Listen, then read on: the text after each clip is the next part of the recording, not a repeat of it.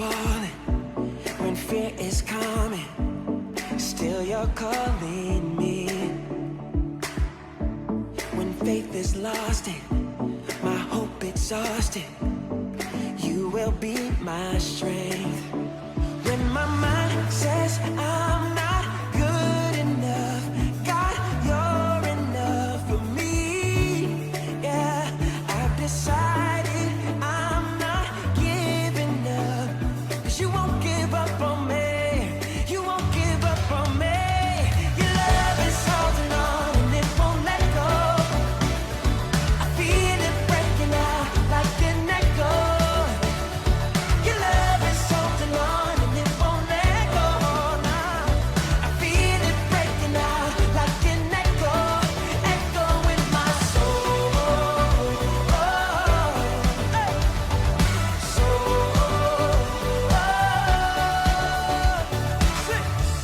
In every season, you keep repeating promises to me.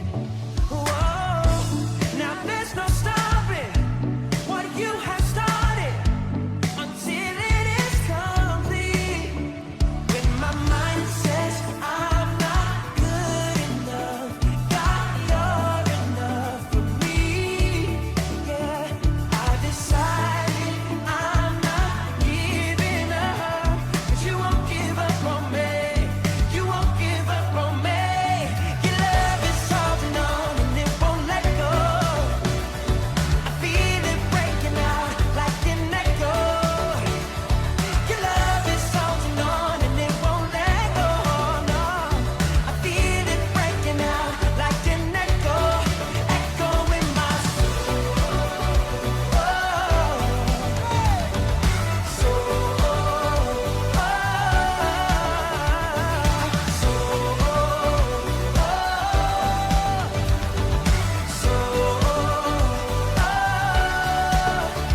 When my mind says I'm not good enough, God, you're enough for me.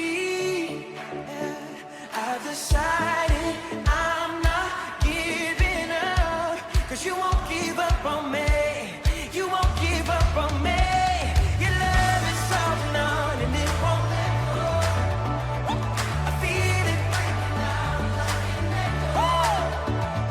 Your love is holding on and it won't let go. No, I feel it breaking out, breaking out. Hey, your love is holding on and it won't let go. I feel it breaking out like an echo. Your love is holding on and it won't let go. No, I feel it breaking out like an echo, echo in my soul.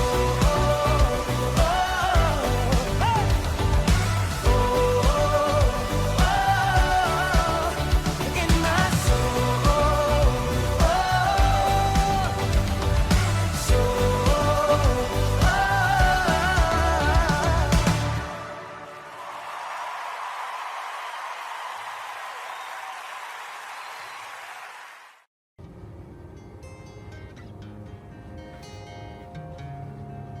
Welcome to Youth Program today. Today we're going to be talking about the Book of Ruth. If you haven't read the Book of Ruth yet, you should go do that. It's a fantastic book and it's really short. It's only got 4 chapters, so you can read it all at once and just soak in how amazing this book is. So, the Book of Ruth takes you on a wild ride. It's so emotional, there's so many parts to it in the short little 4 chapters. It's a story of 2 women who decide to commit their lives to God, and they do it together. And wherever God takes them, they're going to go together and do this together. It's the story of Naomi and Ruth. They're both super important to this story. And because of their story and their commitment to follow God, we get Jesus. Yeah, we get Jesus because of their commitment to follow God, and it's amazing. Ruth is part of Jesus's lineage. That means she's related to him, way back in the Old Testament. Because of what Ruth did, we get way into the future in the New Testament, we get Jesus. And it's absolutely amazing how God worked through all of this to make sure that Ruth was part of his story, and she got highlighted. And there's not many women that get highlighted in the Bible, and I think that's why we get so excited about her. especially our senior girls. The senior girls just finished a 7-day study plan on them, and the junior girls are actually doing the same one. So it's really cool how we're going through this, and in the middle, we're going to learn about Ruth as well. Now guys, if you want to learn about Ruth, go for it. She's an amazing person, and it's pretty cool to see how God uses her life. One of the lovely ladies often tells me that Naomi is the original wing woman, and she's not wrong. Naomi is a wing woman, and she nails it. She nails her job. She's amazing. She's also an amazing mother-in-law. She is a fantastic person. So what we're going to be doing today is we're going to watch the video on Ruth, and then we're going to go directly into worship and spend some time with God while praising Him. You can sing, you can sit quietly, however you like to worship at home. But while you're worshiping, what I want you to do is pull out the Bible, or you can use the Bible app or the Bible tab if you're watching it with us at Church Online, and look at the book of Ruth. Skim through the 4 chapters, see what stands out to you. Then pick one verse out of the book and let me know, what does that mean to you? What stands out? Write down one verse that stands out to you. Then we're going to come back together for prayer. So to recap, we're going to watch the movie of Ruth, and then we're going to listen to some worship songs. While we worship, I want you to skim through the book of Ruth, all 4 chapters, and pick out one verse that stands out to you and write it down. All right, let's worship.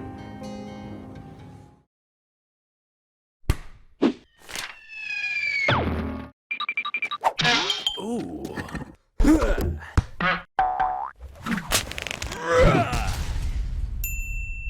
Kapow.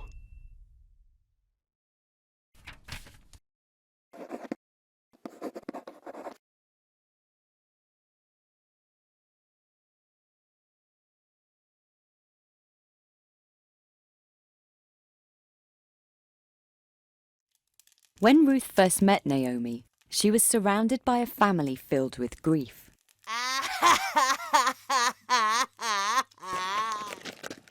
Some time ago, the family had been forced to leave Bethlehem and go to Moab because of a famine. And then Naomi's husband, Elimelech, somehow died. Naomi did not take it very well. But years passed, and her sons Mahlon and Kilian both married Moabite women, Ruth and Orpah. But then the brothers died, also under unknown circumstances. After this, the 3 women lived together in Moab, until one day they were told that the famine in Judah was over. Given her present circumstances, Naomi supposed there was nothing better to do than return home. She began packing immediately.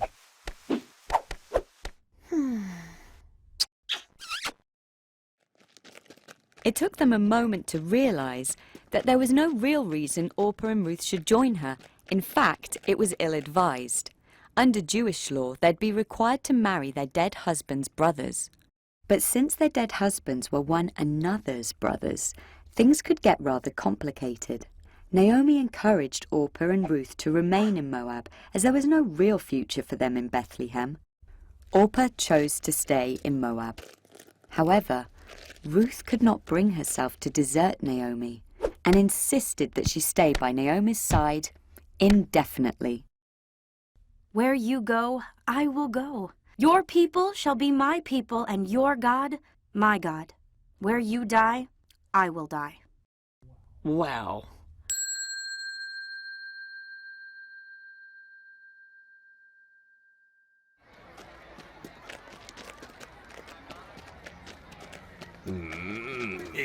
As a Moabite woman, the welcome that Ruth received in Bethlehem lacked a certain luster.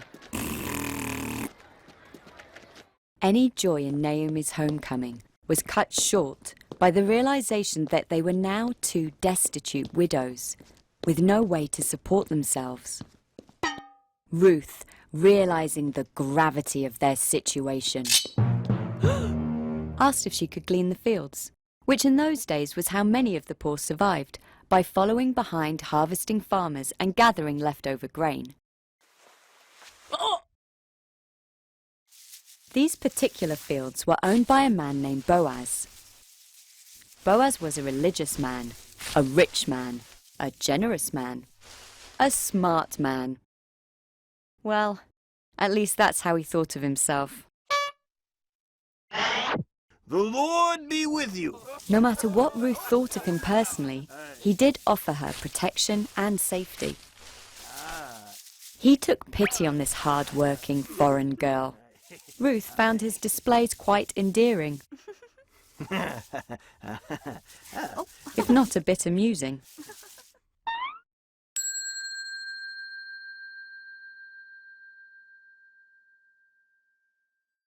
Ruth told Naomi about her day. Naomi realized the man Ruth had worked for was Boaz, her kinsman. If perchance Ruth were to somehow marry Boaz, they would both be well cared for. So Naomi developed a scheme whereby Ruth, in the night, would sneak onto the threshing floor and lay at Boaz's feet. It was a dangerous plan. If Boaz was pleased to find her there, then all would be well. But he could just as well take offence to her advances and want nothing to do with her, or even accuse her of adultery, which was a capital offence. All risks aside, there was also the issue of Boaz himself.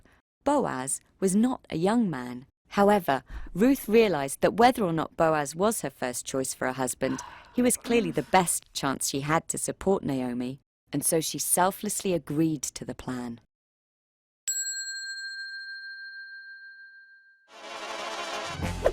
Ruth's first obstacle was to get past a man who referred to himself as the guard of the threshing floor.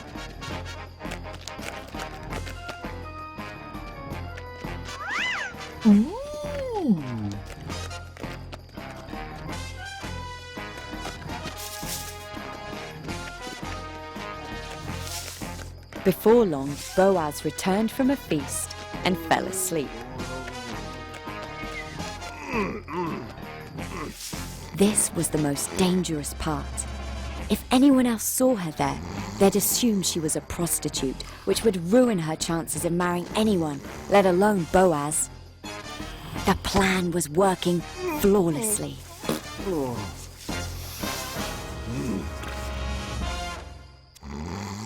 Having succeeded, it was unclear to Ruth as to how exactly laying at Boaz's feet was going to lead to marriage. Ruth decided that whatever was going to happen, she might as well get on with it. Boaz couldn't tell who it was in the dark, but was glad to learn it was Ruth. As Ruth and Boaz spoke through the night, Ruth realized that Boaz, while a bit eccentric, was indeed a good man. I like you, Ruth. I like you too. There was one little matter, however. One kinsman stood ahead of Boaz in the line to inherit Ruth. Boaz pledged to deal with the matter.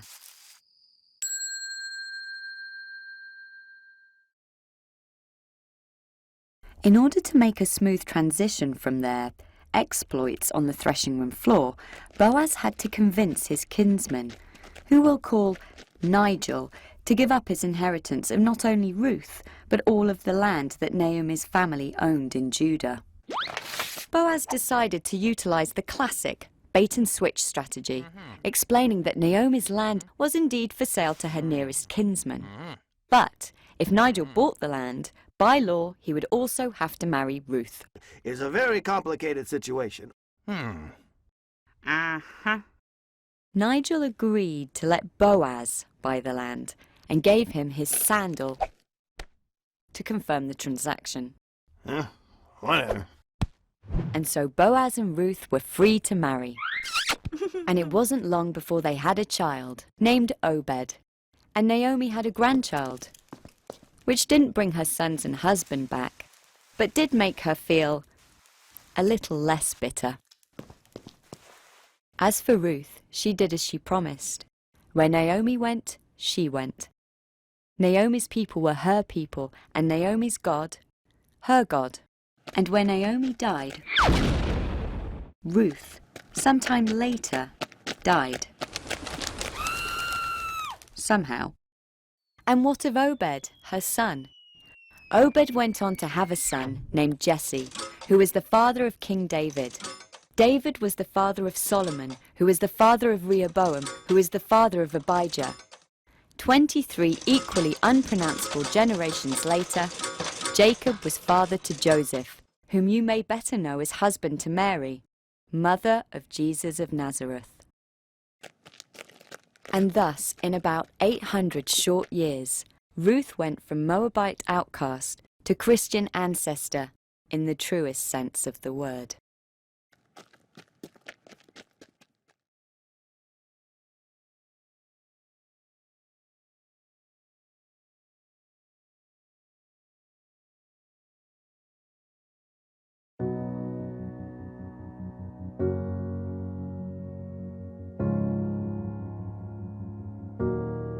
You are not hidden.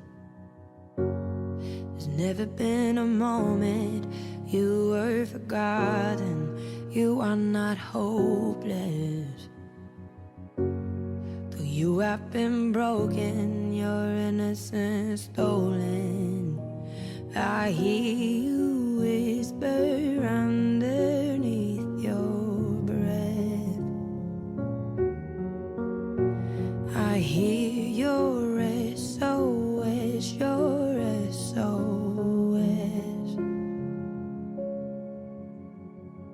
I will send out an army to find you in the middle of the darkest night. It's true, I will rescue you.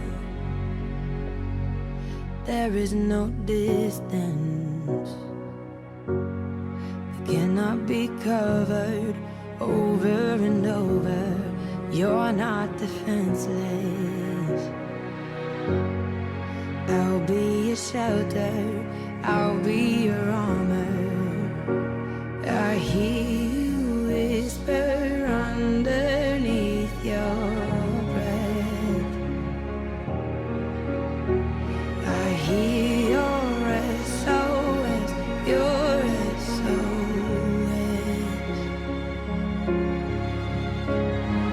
I will send out an army to find you in the middle of the darkest night. It's true, I will rescue you. I will never stop marching to reach you in the middle of the hardest fight. It's true, I will rescue you. I hear the whisper underneath your breath. I hear you whisper you have nothing left. I will send out an army to find you in the middle of the darkest night. It's true, I will rescue you.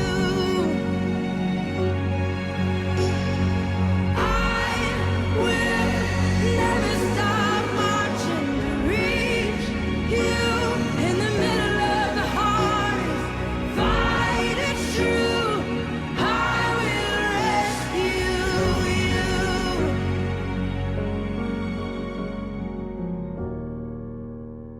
Oh, I will rescue you.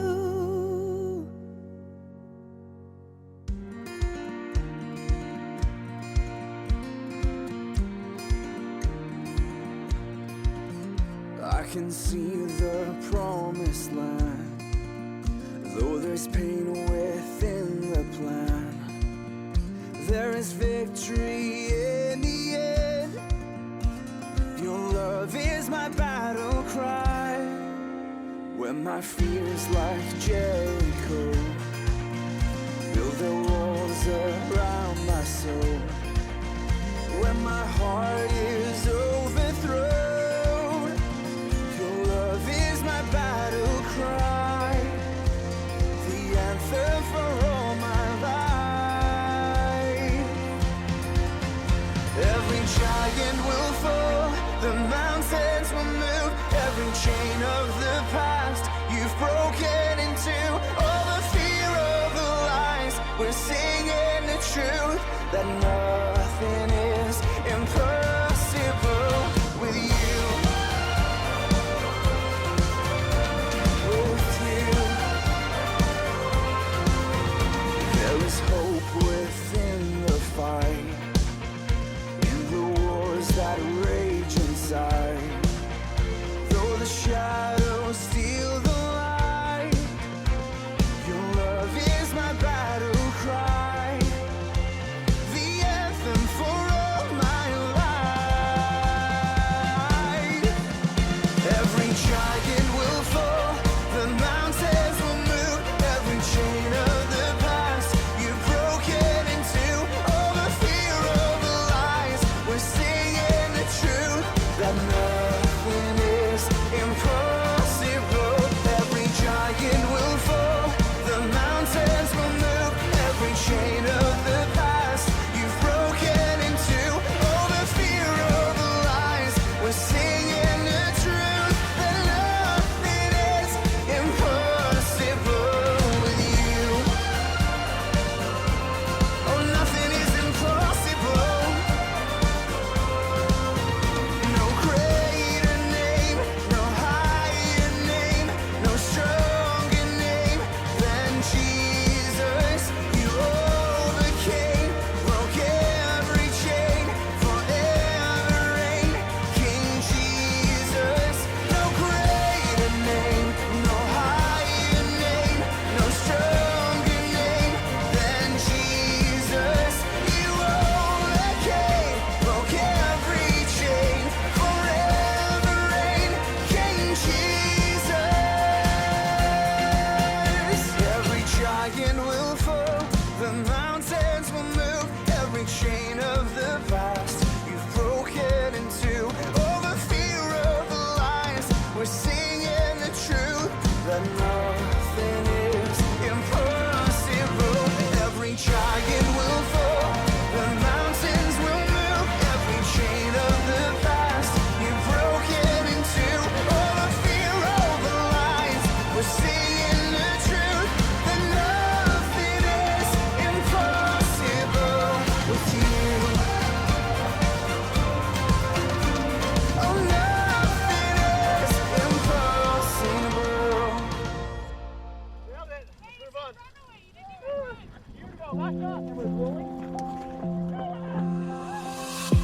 I close my eyes and colors fly. There's no hiding from your grace. I can't deny your heart for mine, and its unrelenting chase. I was on the edge of deception, caught up in my own hesitation, until your love took over me. So I let go and I let love show me life like it's supposed to be. On a oasis,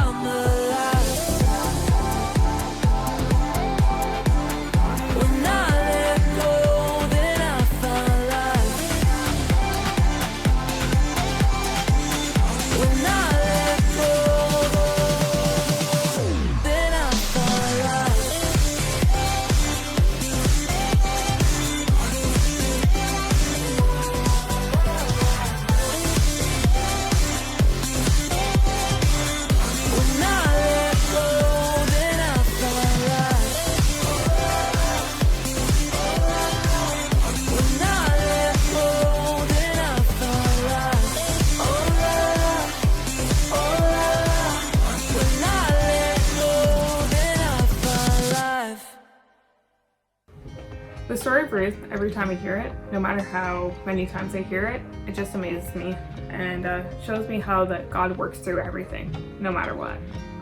So you get your verses ready, and I'm going to pray, then we'll head into small groups. So let's talk to God. Dear God, thank you so much for how much you love us, and I thank you that even when we feel like we're outsiders, we're not. We are part of your bigger plan. God, I pray you surround us with community, with people that make us feel like we belong, that make us feel loved. And in those moments that we have insecurities and we feel like we don't know who we are, that you remind us that we are your children and we are loved and you've got a big plan for us. Amen. All right, so we're gonna head into Zoom small groups and I'll see you there. If you don't have the link, text me, I'll send it to you. And I'll put up the leaderboard so you can find out who's winning our small group challenge. And senior girls, watch out, because the others are coming for you. They are catching up. We'll be back Wednesday at 7:30 for games, prizes, and more youth group.